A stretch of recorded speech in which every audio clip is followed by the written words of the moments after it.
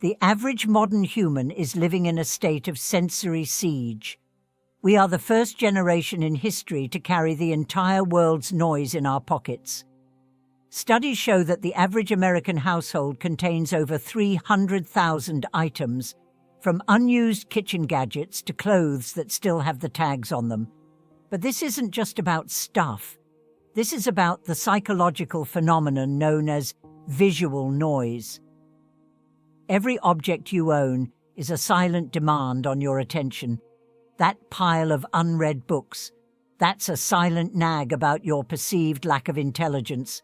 That treadmill acting as a clothes rack, that's a whisper of guilt about your health. We think we own our possessions, but in reality, our possessions own us. They claim our space, they drain our bank accounts, and most importantly, they occupy the RAM of our minds. In the ancient traditions of Japan, there is a word for this, Bushido spirit applied to the home. The samurai knew that a cluttered mind was a slow mind, and a slow mind meant death. While we aren't fighting with katanas, we are fighting for our mental health. We aren't just looking at interior design, we are looking at a survival guide for the 21st century. We will explore the philosophy of Ma, the rugged beauty of Wabi-Sabi, and the modern movement of Tsukiri living. This is the blueprint for the art of living with less. By the end of this video, you won't just want to clean your room, you will want to transform your entire relationship with the material world. The Architecture of Nothingness. To understand Japanese minimalism, you must first understand a concept that has no direct translation in English: Ma. In the West, we define space by what is in it. We look at a room and see a living room with a couch. In Japan, space is defined by the void itself. Ma is the structural interval between things. It is the silence between notes in a takemitsu composition. It is the gap between the door and the wall. Why is this important for you? Because your life currently has no Ma. Your calendar is booked back to back. Your phone screen is covered in red notification bubbles. Your walls are covered in decor. You have no empty space for a new idea to land. Think of a cup. The usefulness of the cup is not in the ceramic walls. It is in the empty space inside that allows it to hold tea. If the cup were solid clay, it would be useless. Yet we try to live solid lives.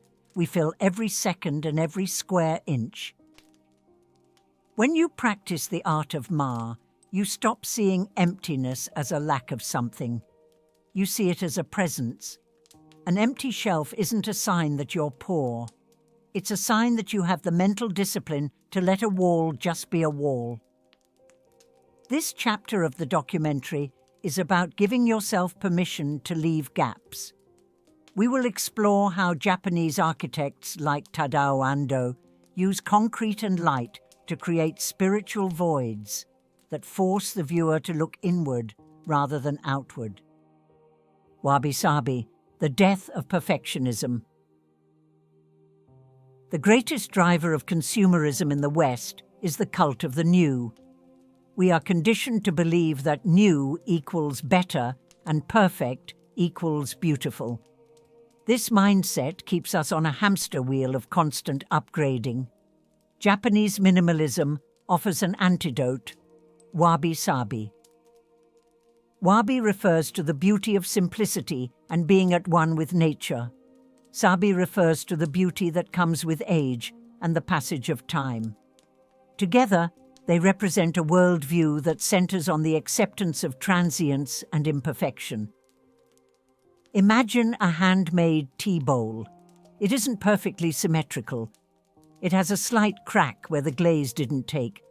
In the West, this is a second or defective. In Japan, this is the most prized bowl in the collection. Why? Because its flaw tells a story. It is unique. When we apply wabi-sabi to our lives, the urge to buy disappears. You no longer need the iPhone 16 because your iPhone 13, with its slight scratches and worn edges, has Sabi. It has history. This philosophy extends to our homes.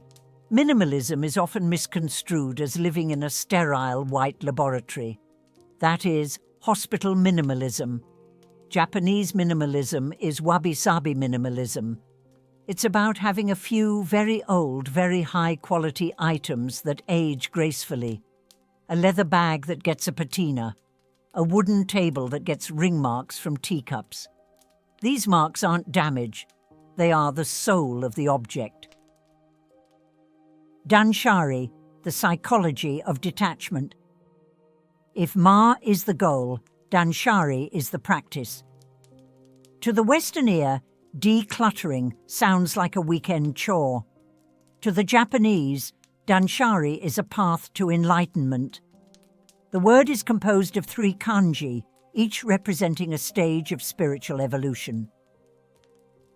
Dan, refuse. This is the gatekeeper. The hardest part of minimalism isn't getting rid of things, it's stopping the flow. We live in an economy designed to make wanting feel like needing. Targeted ads, one-click shipping, and the dopamine hit of a cardboard box at the door. Dan is the practice of looking at a bargain and realizing that if you don't need it, the price is actually 100% waste. It is the mental discipline to say no to the free promotional t-shirt, the extra kitchen gadget, and the social pressure to upgrade. Shah. Dispose. This is the physical act. But in Danshari, we don't just throw away, we release. There is a deep psychological tie between our identity and our objects. We keep old textbooks because we fear losing our intelligence. We keep old clothes because we fear losing our youth. When you perform Shah, you are performing a ritual of honesty. You are admitting that these objects no longer serve the person you are today. You are clearing the graveyard of your past selves to make room for your future self. Separate. This is the final and most profound stage. It is the state of being detached from the desire for things. It is the minimalist's nirvana. Once you reach you no longer feel the itch to shop. You can walk through a luxury mall and feel the same peace you feel in a forest, because you know that nothing in those windows can add to your internal worth. This is the ultimate high CPM mindset, total financial and emotional sovereignty. The samurai's wardrobe, the power of the uniform. The samurai of the Edo period lived by a code of extreme preparedness. They believed that your attire should reflect your discipline. They didn't have walk-in closets overflowing with fast fashion. They had a few high-quality garments that served a specific purpose. In the modern West, we suffer from decision fatigue. Research shows that the human brain has a limited amount of willpower energy per day. Every time you ask yourself, does this shirt go with these pants? Or should I wear the blue or the grey? You are burning the fuel you should be using for your career, your art, or your family. This is why some of the most successful people in history, from Steve Jobs to modern Japanese minimalists, adopt a uniform. Japanese minimalism teaches us to invest in the power of 10. Instead of $30, $20 shirts that shrink, fade, and lose their shape, the minimalist buys 3 $100 shirts made of organic Japanese cotton or hemp. These items don't just last longer, they feel better against the skin. They breathe. They have sabi. When you simplify your wardrobe, you reclaim your mornings. You eliminate the closet groan, that feeling of having 100 things to wear but nothing to wear. By curating a capsule of neutral tones, indigo, charcoal, sand, and white, everything matches everything. You become a person of substance, not a person of trends. You stop being a billboard for brands and start being a canvas for your own character. Mottainai, the soul in the machine. In the West, we view objects as dead matter, tools to be used and discarded. In Japan, there is an ancient belief that after 100 years of service, an object acquires a soul. This is the origin of Mottainai. Mottainai is an expression of regret when something is wasted, but it is more than just recycling. It is an ethos of respect. When you treat your possessions as if they have a spirit, your behavior changes. You don't throw your keys on the table. You place them down. You don't let your shoes pile up in a heap. You align them by the door. This level of mindfulness is the secret sauce of Japanese minimalism. It turns cleaning into a meditation. In Zen monasteries, the monks spend hours scrubbing floors, not because the floors are dirty, but because the act of cleaning the floor is the act of cleaning the mind. Think about the objects you own right now. If each of them had a soul, how would they feel? Would they feel neglected, buried under a pile of dust? Or would they feel honored, used for their intended purpose, and kept in good repair? When you live with Mottainai, you find that you need fewer things because the things you do have provide more satisfaction. You find beauty in the kintsugi of life, the art of repairing broken pottery with gold. You realize that a repaired object is more valuable than a new one because it has survived a trauma and emerged stronger. This is a powerful metaphor for our own lives. We are all broken in some way, and minimalism is the gold that joins the pieces back together. Zen and the art of the kitchen, the temple of sustenance. In the West, the kitchen has become an arms race of specialized gadgets. We have avocado slicers, strawberry hullers, and massive electric mixers that gather dust for 360 days a year. We have junk drawers filled with mysteries and pantries overflowing with ingredients for meals we will never cook. Japanese minimalism views the kitchen differently. It is a dojo, a place of practice. In the Zen tradition, the role of the tenzo, or head cook, is one of the most respected positions. Why? Because the tenzo must create exquisite, soul-sustaining meals with the simplest of ingredients and the most basic of tools. The Japanese kitchen is built on the principle of kanso. It asks, what is the essential? You don't need a drawer full of dull, cheap knives. You need one gyuto or santoku, a blade of high-carbon steel forged with the same soul as a samurai sword. When you have one perfect tool, you treat it with reverence. You wash it by hand. You hone the edge. The act of cooking becomes a flow state rather than a chore. When you clear your surfaces, the ma of the kitchen, something psychological happens. Your visual cortisol levels drop. Studies show that people with cluttered kitchens are more likely to reach for processed, clutter food. A minimalist kitchen encourages whole cooking. Rice, fish, vegetables. By reducing the noise in your kitchen, you improve the health of your body. Digital minimalism. Reclaiming the ghost in the machine. We have talked about the physical world, but today we spend nearly half of our waking lives in a world made of pixels. Our digital homes are more cluttered than our physical ones. We have thousands of unorganized photos, hundreds of unread emails, and apps designed by the world's smartest engineers to hijack our dopamine systems. The Japanese concept of Shinrin-yoku, or forest bathing, is the practice of immersing oneself in nature to heal the spirit. But in 2026, we need digital forest bathing. Digital minimalism isn't about being a Luddite or throwing your phone into a river. It is about applying the Danshari method to your operating system. Dan, refuse, turning off every notification that isn't from a real human being. No likes, no breaking news, no sale alerts. Shah, dispose, deleting every app that doesn't provide a utility or a deep, genuine joy.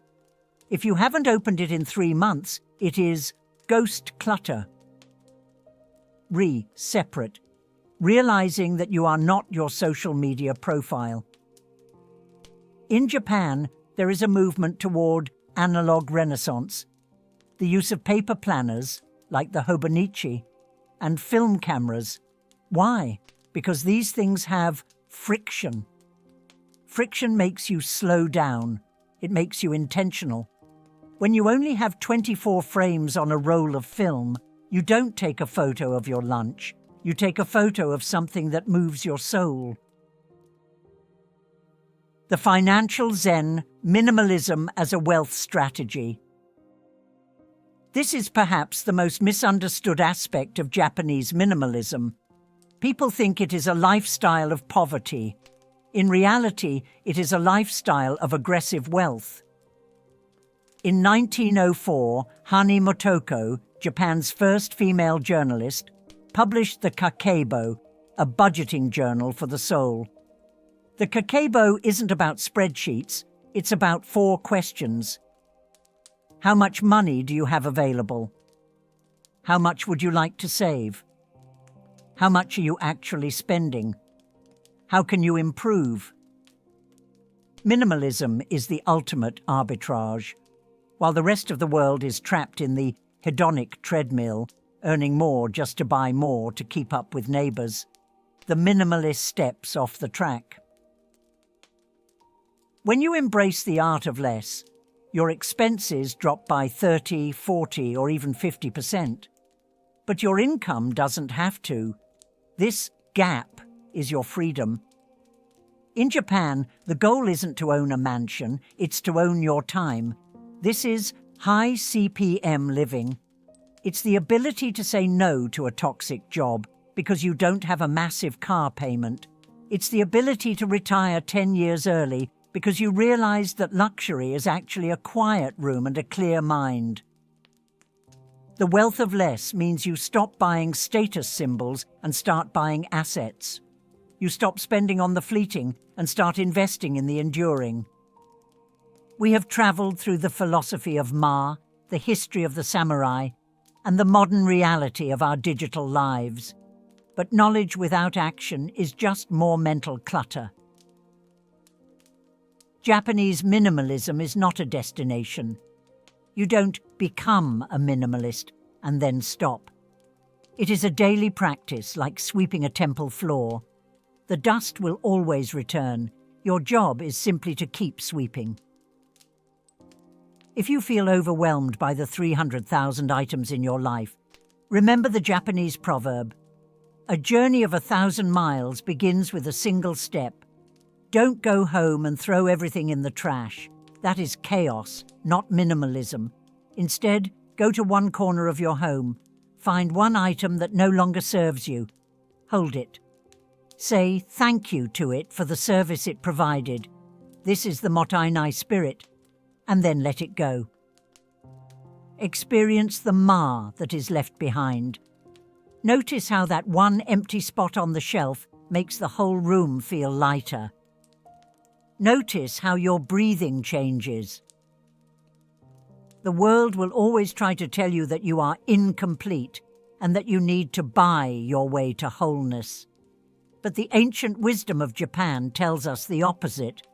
You were born whole. Your life is a masterpiece buried under layers of unnecessary things. Minimalism is simply the chisel we use to find the statue inside the stone. Live with less, flourish with more. If this video changed the way you look at your room or your life, please share it with someone who is feeling overwhelmed. What is the first thing you will let go of today? Tell us in the comments.